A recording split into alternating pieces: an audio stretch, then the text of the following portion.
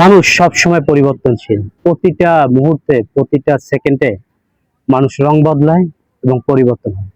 সেদিন দেখলাম যে একজন রিস্কালাকে দুটা লোক ধরে মারধর করতেছে। জিজ্ঞেস করলাম যে মামা কি হয়েছে? বললো 10 টাকা, 30 টাকার ভাড়া, 10 টাকা বেশি চাইছে। কথায় কথায় তারা মারধর করতেছে। অথচ এই লোক দুইটা কিছুক্ষণ আগে একটা কফি শপে গিয়ে কফি খেয়ে এসেছে। 20 টাকার কপি তাদের কাছ থেকে 200 টাকা করে রাখা হয়েছে। বড় কফি শপ, এসি আছে, এয়ার কন্ডিশন আছে, বড় সুন্দরভাবে সুসজ্জিত করে সাজানো আছে। 20 টাকার কপি 200 টাকা করে রাখলো এবং যে কপিটা সার্ভ করে দিল তাকে 100 টাকা বোনাস দিল।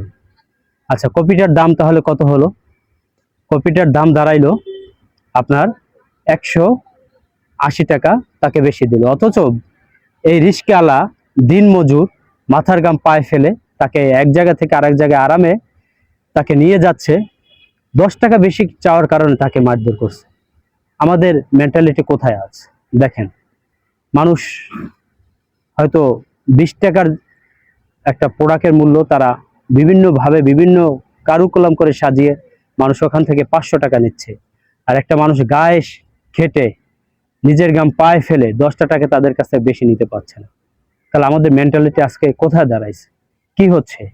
আমরা ও ইনকাম করছে এসির ভিতরে বসে, একটা ভালো একটা জায়গা বসে ইনকাম করে নিচ্ছে, তাকে বেতন দেওয়া হচ্ছে, আমরা তাকে 100 টাকা আমাদের দিতে আমাদের একটুও বাজলো না। কিন্তু অথচ রিস্কালাকে আমাদের দেখি গায়ে জ্বালা ধরে 10 টাকা আমাদের বেশি দিতে কষ্ট হয়। এ হচ্ছে আমাদের অবস্থা, এ হচ্ছে আমাদের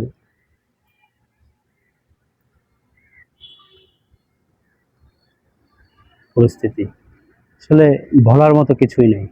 আপনি খেয়ায় উঠবেন, খেয়ালা যদি 5 টাকার ভাড়া যদি 10 টাকা চায়, সাথে সাথে খেয়ালাকে মার দিয়ে ওখানে নদীতে ফেলে দেওয়া হয়।